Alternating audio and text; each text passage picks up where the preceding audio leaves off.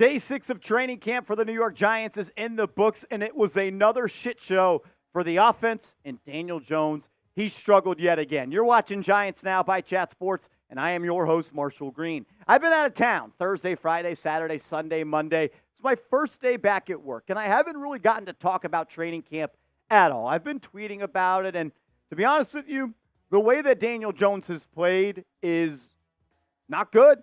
I understand he's still coming back from a torn ACL, and I'm going to give him the benefit of the doubt on that. He deserves that because of the effort that he has put in, the work that he has put in to get himself in a spot where he tore his ACL in Week 9. He's already participating in 11-on-11 drills. I will always applaud Daniel Jones for his work ethic and his commitment to excellence. But it's the National Football League. It's supposed to be the highest level of quarterbacking in the world. And what we have seen through 6 days, for whatever excuse, reason, or circumstance may be, he does not look like an NFL quarterback out there. And we have to talk about it. And I know I'm not the only one that feels this way. Conor Hughes of SNY wrote this up today. It's a little bit long. He was at practice. I want you to hear it, though. He says, this was an atrocious day for Daniel Jones and the offense. He finished 5 of 14 passing with 2 near interceptions to Brian Burns and Nick McCloud. He also ate the ball for 2 additional sacks. Jones missed Jalin Hyatt for a would-be big gain down the middle of the field early. He later completed one to Wan'Dale Robinson over the middle, but his pass forced Robinson to the ground. Robinson had a chance for serious yards after the catch if he was hit in stride. The final portion of practice for the offense saw them go against their defense. Jones and company, they ran 8 plays.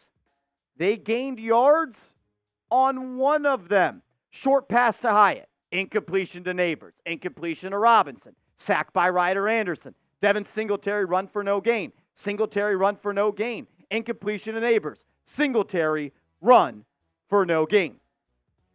Conor Hughes is not the only one either. Bobby Skinner of Talking Giants. Check them out. Shout out to Justin. Shout out to Bobby. They're crushing it over there on their YouTube channel, and they're at practice. And this came today. Tough day and a few would-be sacks for Daniel Jones. Dropped an interception by Nick McCloud and PBUs on throws to Malik Nabers on day 6. I know it's just practice, but some of the misses that we have seen from Daniel Jones are just inexcusable. The pass that he missed Wan'Dale Robinson on a couple days ago when he's going down the right side, he's wide open, 35 yards down the field, airmailed him. What I've noticed from Daniel Jones is his arm strength looks to have taken a step back. I never really loved him as a deep ball thrower. He had one season where he was extremely accurate. But honestly, it looks like the ball is just dying coming out of his hands. And we're just going to play some videos from practice. Shout out to my guy, the Giant Take Pod on Twitter. Check him out. He allowed me to use these videos. So please go give him a follow and tell him Giants Now sent you. And I'm not going to go play-by-play in all of these situations, but I just wanted to provide a visual of the things that are happening. You see that throw right there. It was underthrown. This was the one that really upset me. Daniel Jones trying to throw a 5-yard out route to Darius Slayton. Yes, Brian Burns was unblocked, but he just skipped the pass to him. What about here in one-on-ones with Darius Slayton? Airmail. Right there, trying to hit Malik Nabers on a drag route, and it's almost intercepted by Nick McCloud. Here in a 7-on or an inside the red zone drill, 11-on-11, he throws the ball 5 yards away from Wan'Dale Robinson, and in that last one, in a one-on-one situation, he can't get the fade route to Malik Nabers. I like the pocket mobility from there. That's one thing I'll give him credit for. His knee looks healthy, but you can't continuously underthrow balls because the Giants are trying to become a more explosive offense, and you can't be explosive if you can't complete passes down the field. And Daniel Jones so far in camp has struggled in that. He's also struggled in the intermediate range. He's struggled in the short range.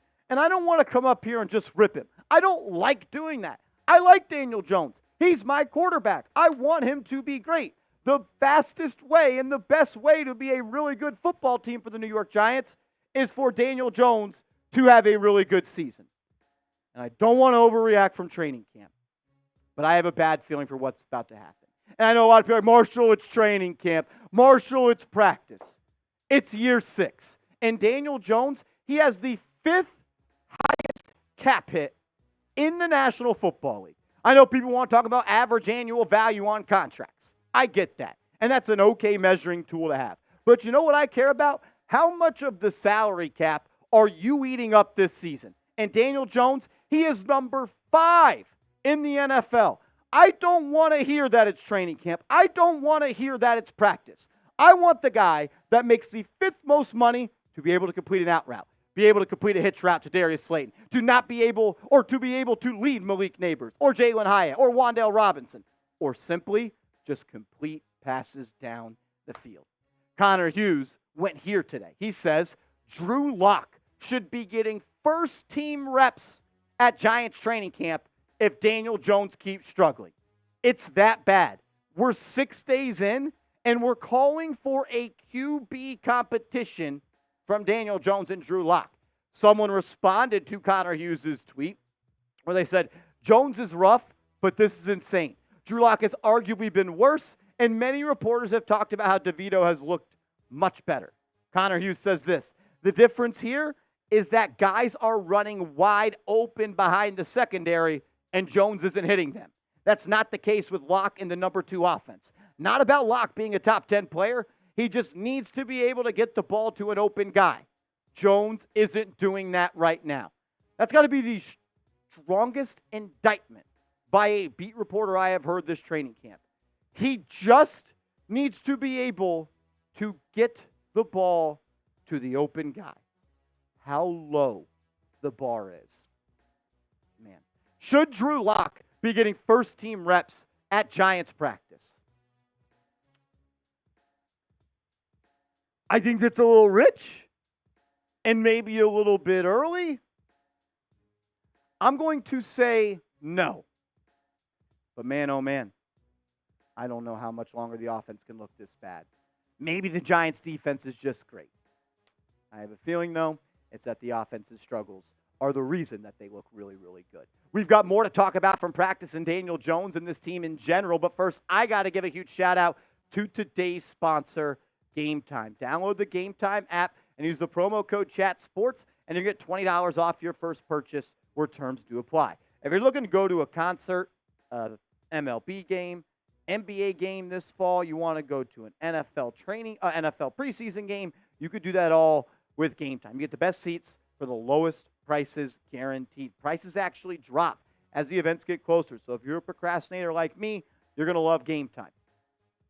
Lowest price guaranteed. And you also get last-minute tickets and flash deals. Game Time, reason it's my go-to ticketing app, it lets you know when the best deals are going on. It'll send you a push notification and say, yo, you're not going to get a better deal than this. Come take advantage of it. I've used all the ticketing apps. None of them have been as user-friendly, and none of them look out for you as a customer quite like Game Time. So download the Game Time app, create an account, and use the promo code CHATSPORTS for $20 off your first purchase where terms apply. That's CHATSPORTS, ChatSports, $20 off. All that information will be clickable down in the comments and description of today's video. Shout out to Bobby Skinner once again to Talking Giants. He's charting Daniel Jones' passes at practice. And through 6 days, he's been okay, I guess, when it comes to completing the football. Day 6 was a problem. Day 5 was nothing but short passes. But look, man, he just has to be better. Like, this team is depending on him. He's making $47 million. I understand the offensive line has not been great. I understand he hasn't had weapons before. But this is the best offensive line he's ever going to have to play behind. With Greg Van Roten being signed today, you're going to have multiple people that have produced in the league on your front 5, and you're going to have Malik Nabers in the deepest receiver core. And that's why the Giants are trying to work on the long ball. It's such a different look at practice this training camp for the New York Giants. Last year, a lot of 7-on-7s, a lot of passing camp things where Paris Campbell looked like the best player out there. This year, it's 11-on-11, it's smash-mouth football, and we're actually having our quarterbacks get ready facing the rush. And they are trying to take the top off the defense. You'll see Hyatt, you'll see Nabers, you'll see Wan'Dale. Just unfortunately, they're not being completed as much as I would like. Jones has had some success, and he has thrown some really good balls. But I need more balls to be thrown on target, and I need to be thinking that, oh, maybe the Giants can win more than 6.5 games. Because if they are, it's going to be on the shoulders of the number 8. While it is just training camp, and Daniel Jones has not looked good, I don't want to overreact, but some of these misses are really bad. Like, they are. And look, he is still working back from the ACL. I know we touched on that a little bit, but if you're not healthy, don't practice. Because you're taking away reps not from Drew Lock, not from Tommy DeVito. You're taking valuable reps away from the offensive line and the receivers. And when you are out there playing hurt and you're not able to do it at the level that's necessary, as much as I want to reward him like we did at the top of the show for being a hard worker, working hard, and first guy in, last guy out, and taking care of business and being committed to the craft, it is selfish because we're the New York Giants, not the New York Daniel Joneses. If you're not healthy, continue to rehab your knee. I'll just say this about the season real quick. If the Giants get off to a slow start, Daniel Jones will be benched. Joe Shane was asked about his injury guarantee on the first day of training camp, and he says, I don't want to go there yet. And I was like, I don't want to go there yet. They have definitely thought about it. And I will say this, after watching Hard Knocks, Brian Daboll, he ain't going down with Daniel Jones. Because Brian Daboll knows if the Giants are picking inside the top 5 again, he may be fired. And we already saw that Daniel Jones via Hard Knocks was ready to or Brian Daboll was ready to trade up for Jane Daniels. He fell in love with Drake May. He wanted to add a top-flight quarterback. Anytime Daniel Jones has talked about Brian Daboll in that show, he looks pissed off. He knows his job is on the line. If the Giants come out to a 1-3, 2-4, 2-5 season, I think there's going to be changes made. Look, we are all rooting for Daniel Jones. I know people are going to watch this video and say, Marshall, you're a hater. You hate him. You hate his mother. You hate his father. I don't know him. I can't hate him. I actually appreciate him. The playoff win, one of the most fun moments of my life, post-Super Bowl wins. But at the end of the day, it's a production-based business. It's the National Football League. If the Giants are going to be contending in the NFC East this year, they need Daniel Jones to have the best season of his career. And if he wants to keep his job as the quarterback of the New York Giants heading into 2025, he's got to ball out, and he's hoped his team winning games late in the season. What's your confidence level in Daniel Jones? Scale it for me from 1 to 10. 1 being you're not confident. 10, you have the most confidence in the world in him. My confidence level is not that high. Help me out in the comments and let me know. Follow me over on Twitter as well, _, Instagram, _, and let's go Big Blue.